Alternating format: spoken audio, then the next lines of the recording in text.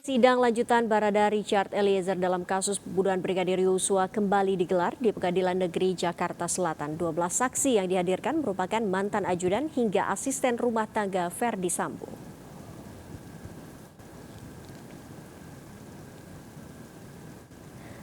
Sidang lanjutan pembunuhan Brigadir Yosua dengan terdakwa Barada Richard Eliezer mengagendakan pembuktian atau mendengarkan keterangan saksi yang dihadirkan JPU.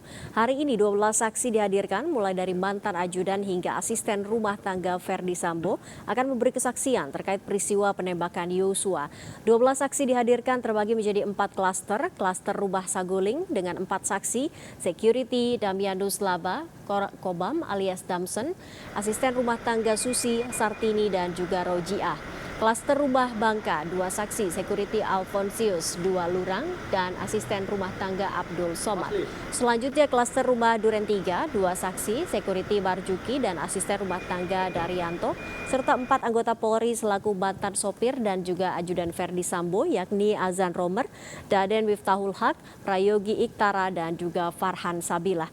Tim penasehat hukum Barada Richard Eliezer meminta majelis hakim meminta keterangan para saksi secara terpisah untuk menghindari para saksi bekerja sama dan memberikan keterangan yang sama.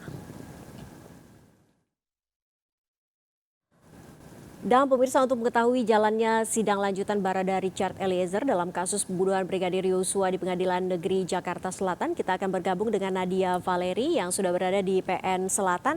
Selamat siang. Ya Valeri, apa saja poin penting dalam sidang kali ini? Ya, selamat siang Nawa dan juga pemirsa. Untuk saat ini proses persidangan dari terdakwa Barada Richard Eliezer masih di tahap pemeriksaan saksi pertama, yakni asisten rumah tangga Verdi Sambo dan Putri Chandrawati bernama Susi, yang hari ini merupakan ART Verdi Sambo di rumah pribadinya di Jalan Saguling, Jakarta Selatan. Rabu tadi kami mencatat beberapa poin dari keterangan Susi yang ini dianggap oleh majelis hakim tidak konsisten, dan bahkan majelis hakim menyatakan bahwa pernyataan ini merupakan pernyataan bohong dari saksi Susi. Karena tadi ketika ditanyakan beberapa pertanyaan, diantaranya yakni terkait dengan terdakwa Kuat Ma'ruf sudah berapa lama bekerja dengan Verdi Sambo, Susi menjawab Kuat Ma'ruf baru bekerja pada tahun ini. Sementara dalam BAP Verdi Sambo disebutkan bahwa Kuat Ma'ruf sudah bekerja sejak tahun 2008 atau sekitar 14 tahun sebagai sopir pribadi Verdi Sambo.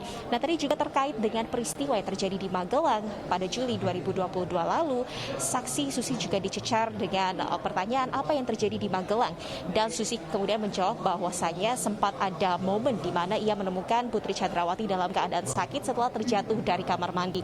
Namun ketika ditanya oleh majelis hakim detail dari kejadian tersebut, apa yang menyebabkan Putri Chandrawati sakit dan juga apa yang dilakukan para ajudan lainnya yang berada di rumah Magelang, ini juga ada beberapa pertanyaan yang dijawab oleh saksi Susi dengan jawaban tidak tahu, dan bahkan kami juga mencatat lebih dari 5 kali majelis hakim mengingatkan kepada saksi Susi untuk tidak berbohong, dan majelis hakim pun menyebut bahwa cerita ataupun jawaban Susi ini seolah-olah seperti pernyataan yang sudah disetting, dan majelis hakim juga mengatakan dan mengancam bahwa akan ada hukuman jika memberi kesaksian palsu dalam persidangan dengan pidana sebanyak 7 tahun. Ini juga yang menyebabkan proses persidangan berjalan cukup lama sejak pukul 9.30 waktu Indonesia Barat tadi. Proses persidangan ini masih di tahap pertanyaan dari majelis hakim kepada saksi Susi, sementara nantinya masih ada pertanyaan-pertanyaan lagi yang akan diajukan oleh tim jaksa penuntut umum dan juga tim dari penasihat hukum terdakwa Barada Richard Eliezer. Ya, Nawa. Baik, terima kasih atas update dari Anda. Nadia Valeri melaporkan langsung dari Pengadilan Negeri Jakarta Selatan. Selamat kembali bertugas.